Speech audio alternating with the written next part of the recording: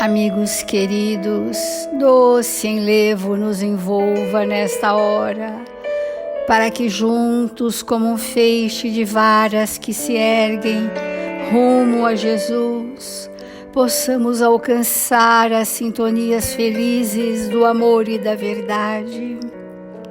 Senhor Jesus, fortalece-nos o ânimo tantas vezes incerto. Permita, Mestre amado, que os apontamentos do seu Evangelho sejam diretrizes seguras para os nossos espíritos cansados de errar. Abençoa, Jesus, a todos nós, irmãos em humanidade, e guarda-nos em sua paz, hoje, sempre, onde quer que estejamos. Assim, amigos queridos, com alegria e paz em nossos corações, iniciamos o Evangelho desta manhã. Obrigada, Senhor Jesus. Obrigada, amigos queridos, e que assim seja. Do Evangelho segundo o Espiritismo, o capítulo Bem-aventurados os pobres de espírito. Estamos entrando na instrução dos Espíritos, o orgulho e a humildade. Que a paz do Senhor seja convosco, meus caros amigos. Venho até vós para vos encorajar a seguir o bom caminho. A humildade é uma virtude bem esquecida entre vós. Os grandes exemplos que vos foram dados são bem pouco seguidos, e todavia, sem a humildade, podereis ser caridosos para com o vosso próximo? Oh, não!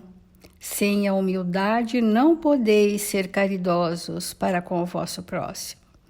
Porque este sentimento nivela os homens, diz-lhes que são irmãos, que devem se entreajudarem e os conduz ao bem.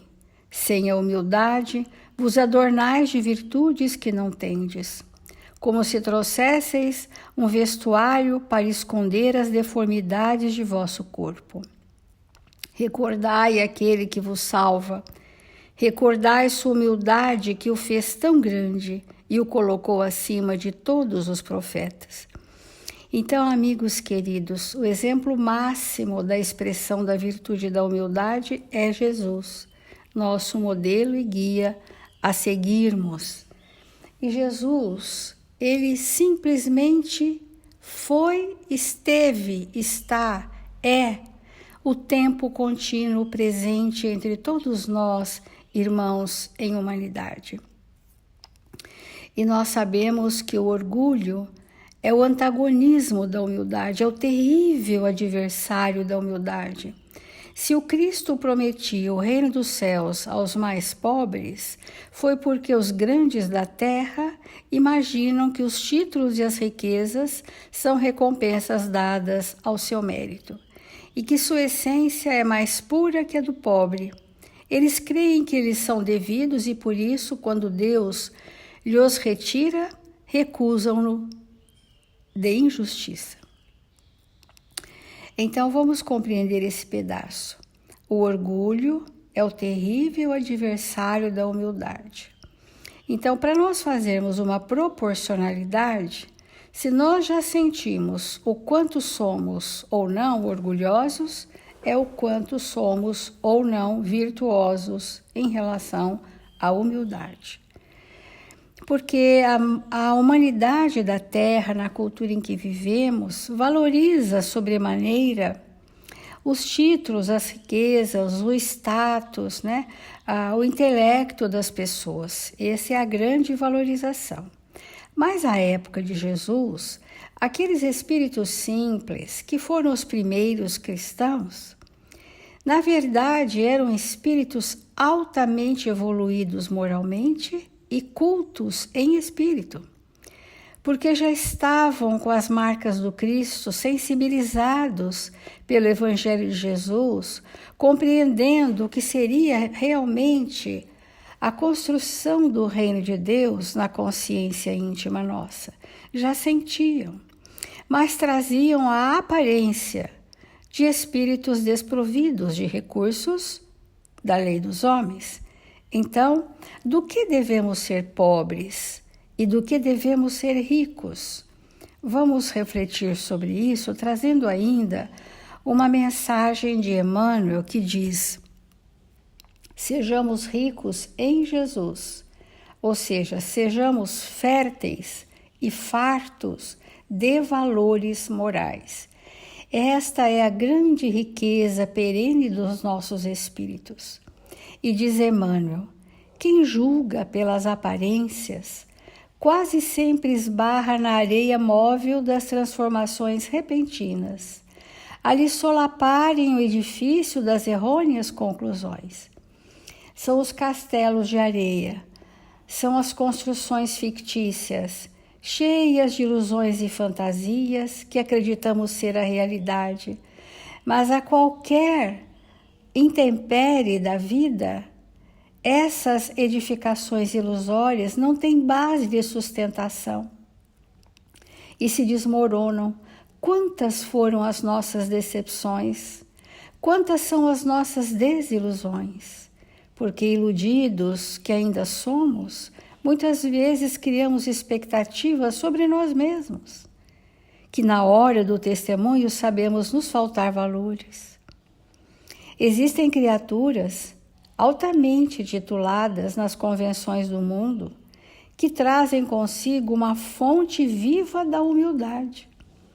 Então, não há essa relação de pobreza intelectual com humildade. Os espíritos cultos, os espíritos sábios, de conhecimento do bem e da verdade, são muitas vezes na Terra exemplos vivos de humildade no coração, enquanto que há mendigos de rosto desfigurado que carregam no íntimo a névoa espessa do orgulho a empanar-lhes o entendimento. Então, às vezes, nosso irmão que está nessa condição da mendicância, da miserabilidade, ele recebeu também oportunidades, mas não soube ainda aproveitar. Então, nós estamos dizendo que há espíritos altamente titulados nas convenções do mundo, mas que trazem no coração a fonte viva da humildade. E esses espíritos vieram para fazer o bem coletivo, o bem social, né? O bem para aquela comunidade, aquela ambientação onde ele está inserido. Então, porque tem know-how espiritual, tem bondade, tem solicitude e sabe se colocar no seu devido lugar, na sua devida pequenez perante o Cristo. E ao contrário disso, há ricos que são maravilhosamente pobres de avareza, e encontramos pobres lamentavelmente ricos de sovinice. Olha essa imagem de Emmanuel. Então, devemos ser pobres de avareza, né? Essa é a pobreza, pobres de ilusões, sem ilusões. Pobres no materialismo, sem materialismo. Então, quando ele diz essa figura, há ricos que são maravilhosamente pobres de avareza, não são avaros. E encontramos pobres, materialmente falando, ricos de sovinice. Então, amigos, somos defrontados em toda parte por grandes almas que se fazem humildes a serviço do Senhor, na pessoa do próximo. E frequentemente surpreendemos espíritos rasteiros envergando túnicas de vaidade e dominação. Então, grandes almas se fazem humildes a serviço do Senhor. E esses espíritos são humildes porque são espíritos resignados perante a vontade de Deus em nossas vidas.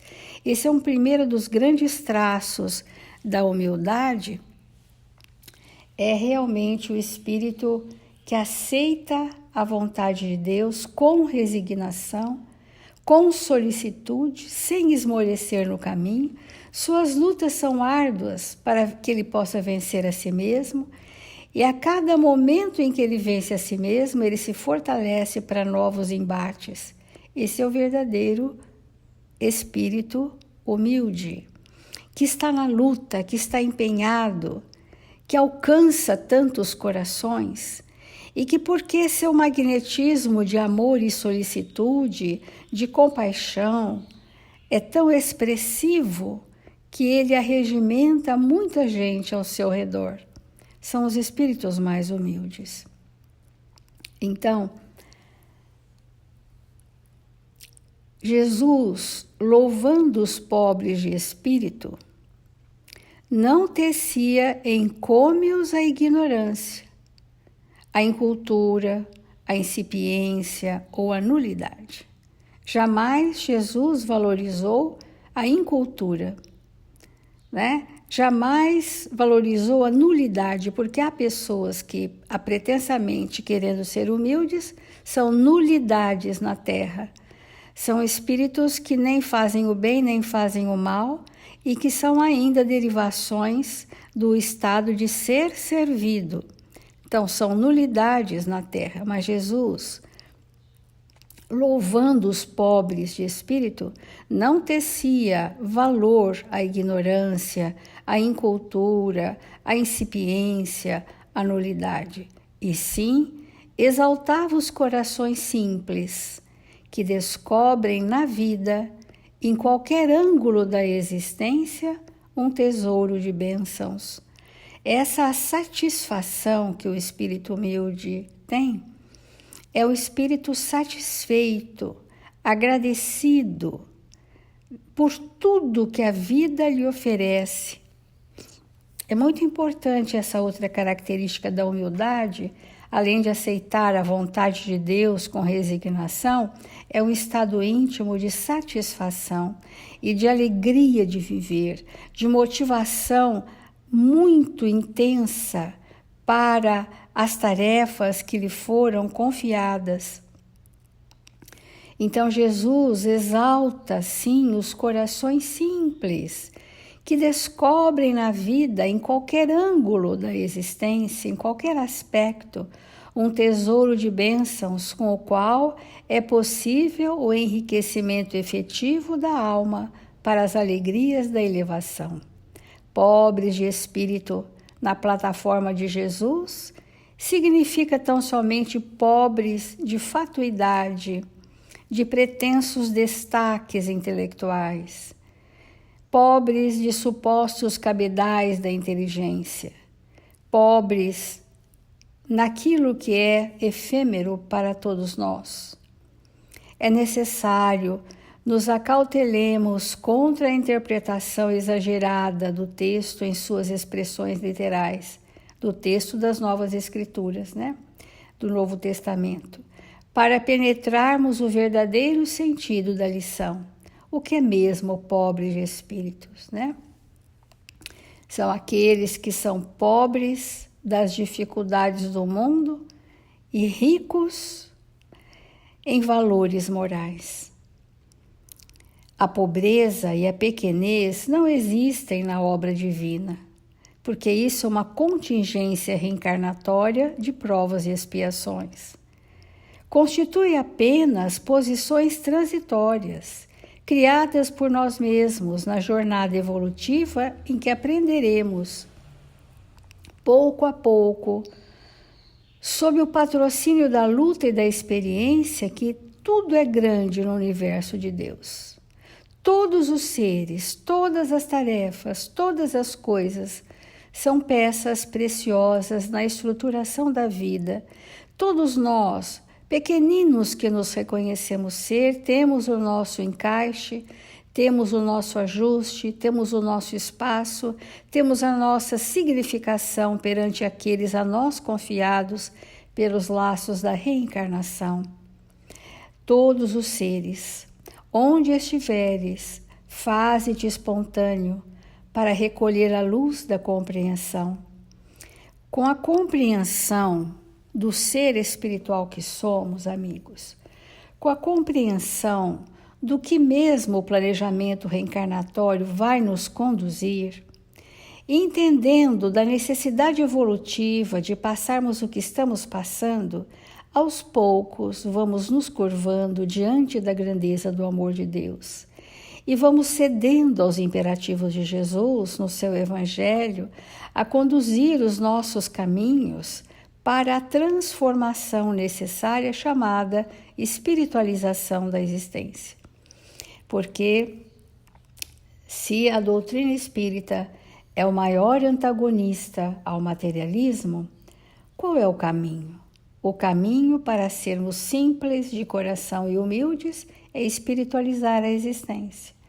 O processo de espiritualização da existência é o que vai dar ao espírito o preparo necessário para estar no mundo sem ser do mundo, construir nesse mundo o progresso voltado o seu pensamento para a vida do espírito.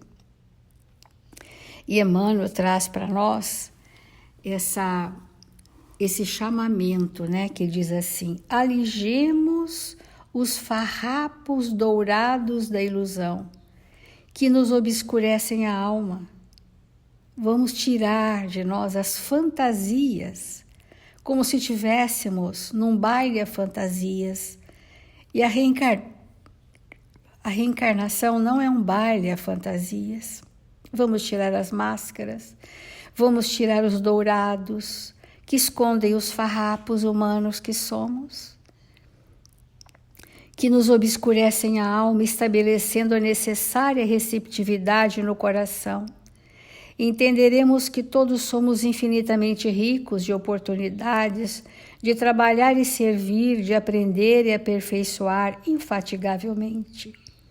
O ouro será muitas vezes difícil provação, a riqueza material. E os cimos sociais da terra, os grandes status, quase sempre, são amargos purgatórios para a alma sensível, tanto quanto a carência de recursos materiais é a bendita escola de sofrimento, mas a simplicidade e o amor fraterno, brilhando por dentro de nosso espírito, em qualquer situação no caminho da vida, são invariavelmente o nosso manancial de alegrias sem fim. Então, amigos queridos, sejamos ricos em Jesus, sejamos ricos de valores, de sentimentos pelo próximo, sejamos ricos em obras, sejamos ricos no desprendimento dos nossos interesses pessoais, para que os nossos planos de vida englobem a todos aqueles a nós confiados nos caminhos a que somos convidados a percorrer palmo a palmo até o fim dos tempos.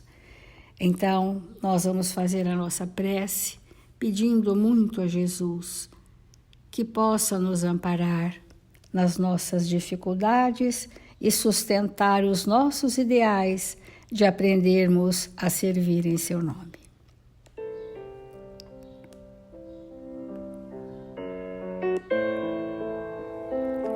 Amado Mestre Jesus, quantos somos agradecidos pelas infinitas bênçãos a nós concedidas, por tudo que a vida nos oferece, pelas mãos dos amigos que se estendem para nos erguer, pelos ombros que nos inclinamos nos momentos delicados de dor.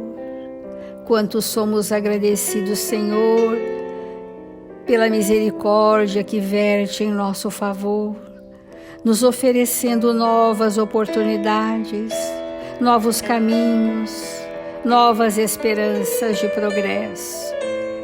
Que sejamos espíritos retilíneos ao bem a cada dia mais, que o nosso trabalho seja íntimo, que os nossos sentimentos sejam bons, felizes e honrados para todos.